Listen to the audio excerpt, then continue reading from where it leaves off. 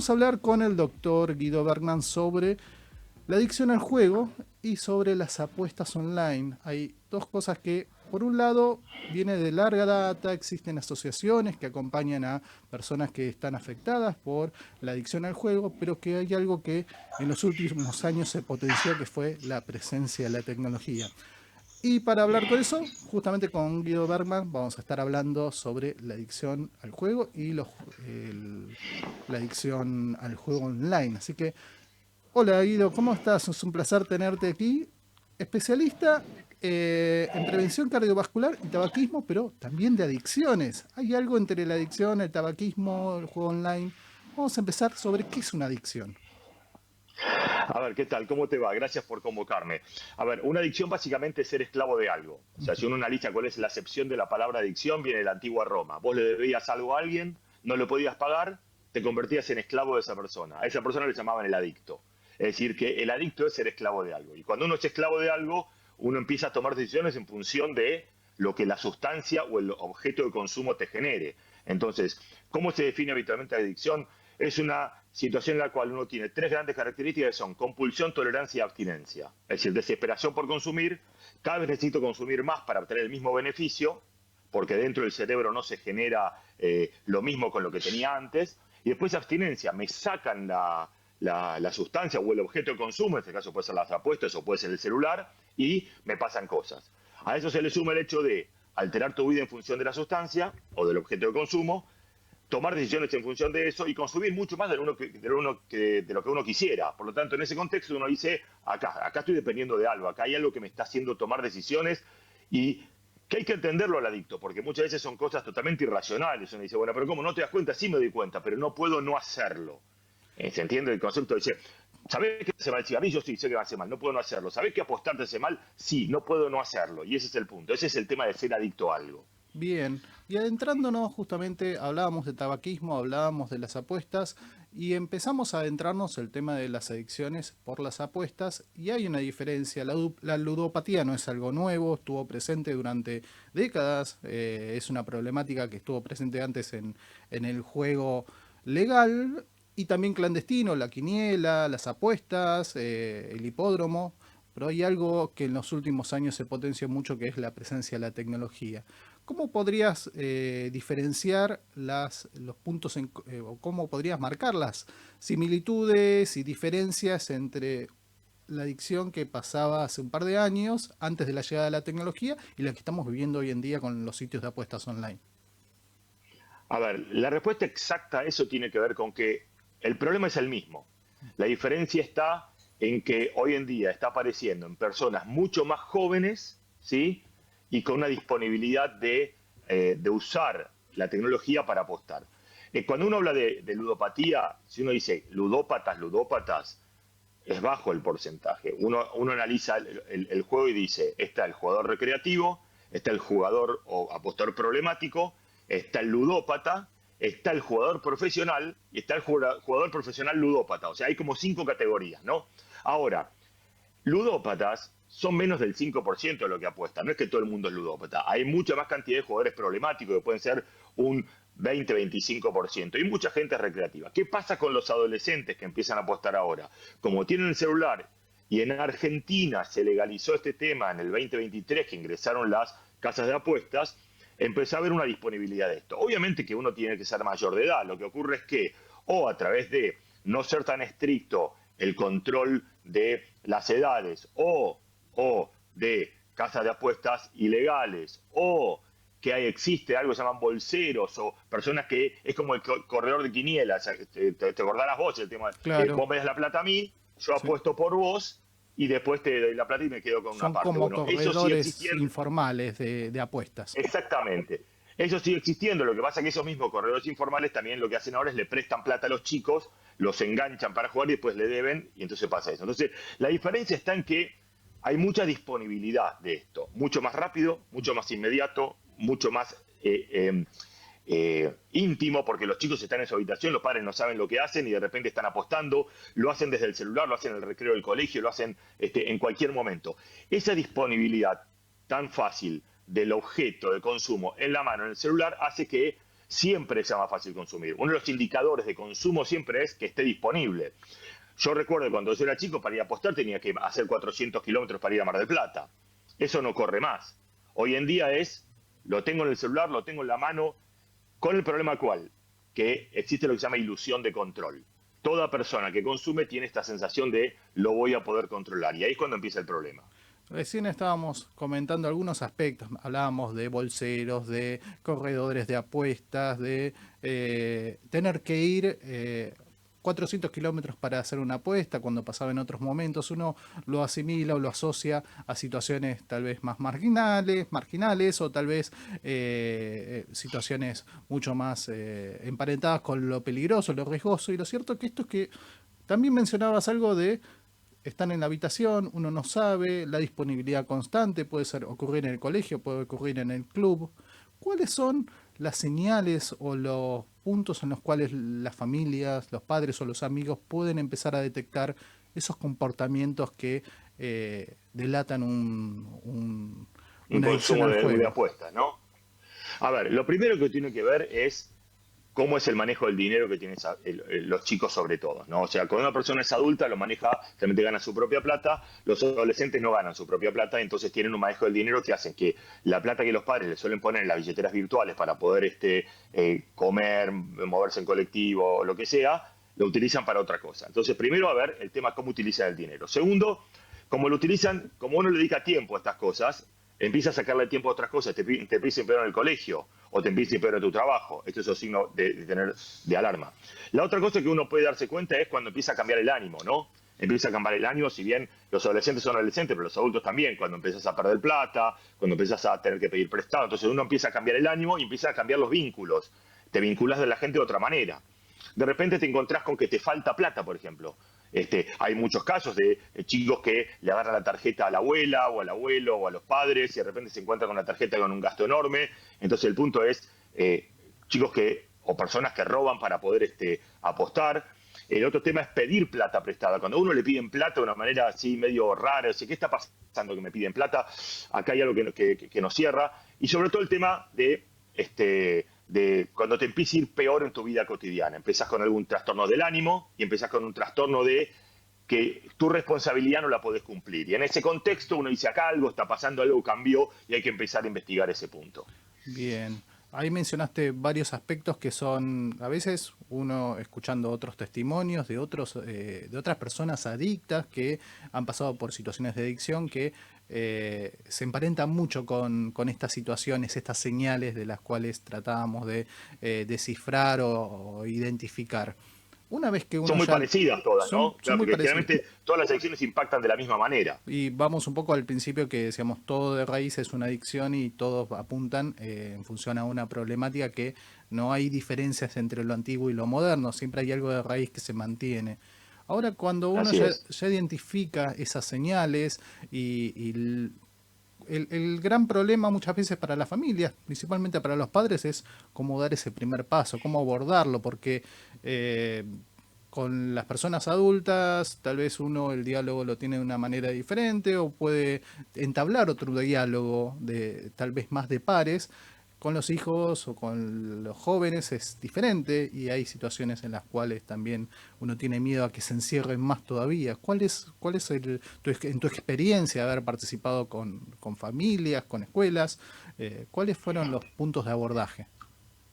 Mira, yo hace 18 años que trabajo en escuelas con adolescentes y con familias, y obviamente esto es una problemática que pasó sobre todo desde el año pasado a esta parte. Lo que hay que lograr es que los chicos tengan la posibilidad de contar con los padres y que una vez que el padre se da cuenta, primero no reaccionar de forma violenta y tratar de lograr que la persona se sienta contenida y entendida en su problema, ¿de acuerdo? Porque Sí. si no, obviamente se van a cerrar más. Lo que nosotros queremos como padres es que los chicos puedan contar con nosotros. Y como de cualquier adicción siempre se sale en red, lo que no queremos es que lleguen a contar con los padres cuando la situación es caótica, o sea, cuando ya es un desastre. Entonces el punto es, si uno se da cuenta, uno tendría que abordar una situación en la cual construir un espacio de diálogo, hablar sin la emoción enojo y poder contar lo que uno está viendo. Estamos viendo esto y que el chico pueda contar con el padre sin ser ni ser juzgado y reconocer que tiene un problema. Nadie puede salir de una adicción si no lo reconoce como un problema. Los chicos tienen que reconocer. Yo en este momento tengo muchos chicos en tratamiento por adicción y obviamente de base hay algo extra, ¿no? Convengamos que es una generación que es todo más rápido, todo más ya, todo inmediato, que no le gustan los procesos, que tienen poca tolerancia a la frustración. Entonces, calza muy bien son esto en mucho eso. más vulnerables a este tipo de Mucho más, situaciones. exactamente. Entonces, los padres tenemos que estar como preparados para decir, mira, yo te voy a ayudar, yo te voy a acompañar, yo quiero saber que yo estoy con vos en esto y vamos a recurrir a un profesional que nos pueda ayudar para poder resolver por lo menos desde dónde surge todo esto. Ahora, al principio, lo que va a pasar es que los padres, una vez que el chico reconozca que hay un problema y que está complicado con esto, que no lo puede controlar o que lo está haciendo muy frecuentemente, una cosa es, mira, apostó 1 o 2 veces y vamos a hacer una cuestión preventiva, y le dice, mira, a nosotros no nos gusta, o sea, te vamos a controlar un poquito más. Muchas veces hay que recurrir a un estado casi de vigilancia, ¿no? O sea, que no maneje plata, que esté más controlado todo el tiempo. Los papás tenemos una obligación que es supervisar. Si los padres no supervisan, están haciendo mal las cosas. O sea, ¿cuánto supervisamos? Bueno, hay una cuestión de negociación. Yo te suelto más la soga cuando confío más en vos. Ahora, si veo que no puedo confiar en vos, voy a tratar de controlarte un poco más. Y es un poco lo que los chicos lo tienen que entender porque ellos los ayuda a los chicos. Ahora, como papá, te tenés que sentar, tenés que ponerte eso al hombro y decir, yo te voy a ayudar con esto, busquemos un profesional, que si no lo podemos manejar solo, lo vamos a hablar con alguien. Porque de base siempre hay algo que el chico lo lleve a eso. Obviamente Sí. que hay que ver el entorno.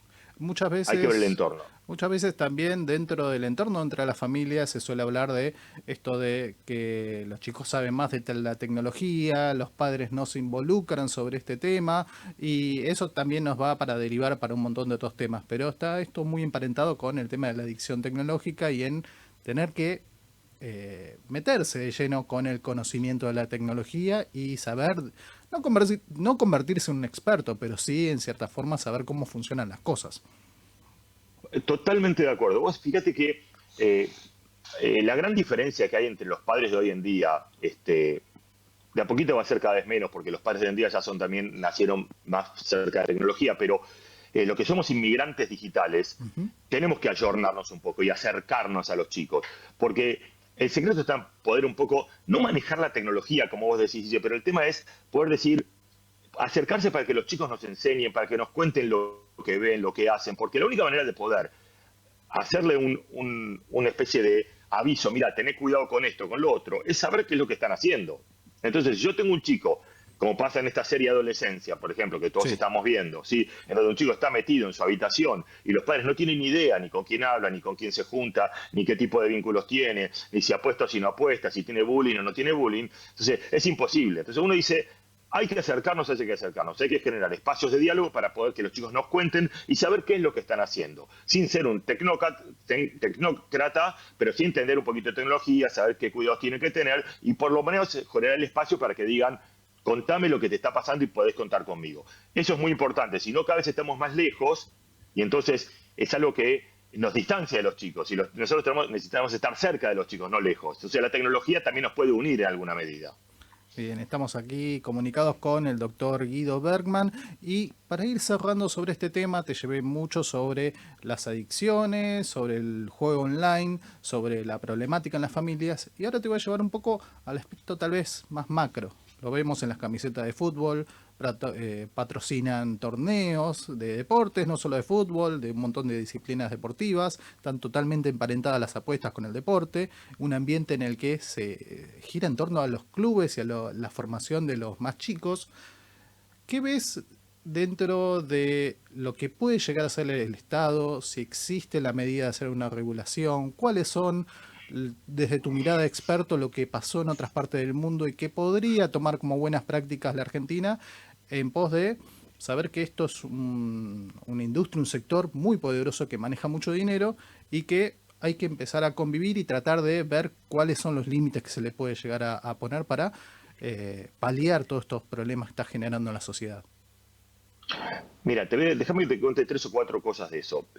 A ver, en Europa están con esto hace 10 años, o sea, a nosotros nos tocó hace 2 o 3 años empezar con este tema. Las agencias de apuestas tienen mucho dinero y lo que hacen es generar una serie de estrategias para poder captar clientes y captar gente, ¿sí? Esas estrategias están basadas en un montón de técnicas como invadirte con publicidad, el sponsoreo, el patrocinio, el facilitarte la apuesta, las aplicaciones, etcétera. Se hizo un estudio entre Inglaterra y España para ver cuáles eran los mensajes que más captaban a la gente en función de lo que ellos publicitaban, el mensaje, ellos le llaman metáfora, pero el mensaje que daban. Sí. Y analizaron 20 distintas. Hay 4 que son las claves que hacen que la gente sea muy captada. 1, el amor a. O sea, vos no jugás, no estás apostando, estás amando a tu equipo, ¿entendés? Es distinto. El segundo, que vos también estás jugando.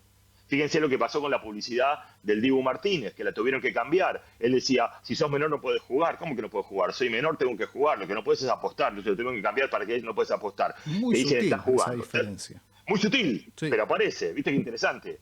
Tercero, te dicen que estás invirtiendo.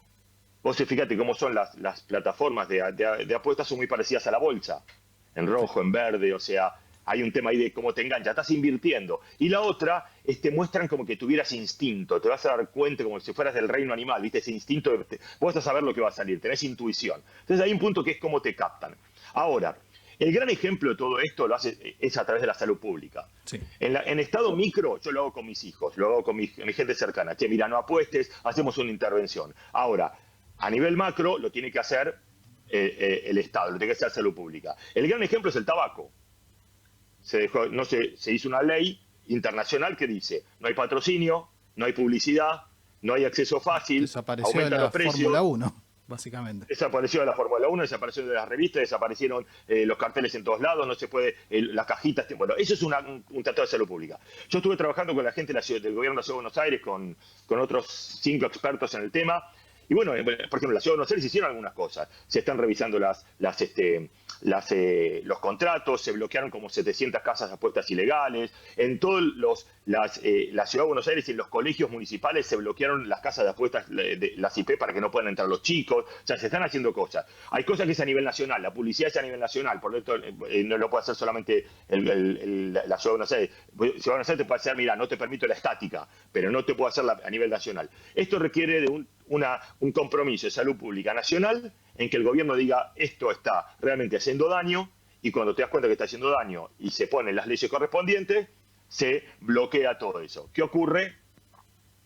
Es difícil porque hay mucha plata detrás de todo esto y es complicado manejar ese lobby, ¿no? Pero si uno quisiera realmente proteger a los chicos de todo esto, lo primero que hay que hacer es dificultarle el acceso completo y tratar de que no tengan la invasión de publicidad y los influencers y la posibilidad de hacerlo fácilmente. Y ese es un poco el secreto, ¿no? Desde ese lado de salud pública lo que hay que hacer es eso. Bien. Desde el lado de las familias, de las relaciones de los amigos, hacer, como bien mencionabas, hacerlo la estrategia micro, y desde lo macro, bueno, exigir a los gobiernos que empiecen a tomar más en cuenta este tipo de cosas que a veces escapan a nuestra sutileza, como nos ibas comentando con todo el bombardeo de publicidad y de avisos que a veces tenemos con este tipo de propuestas.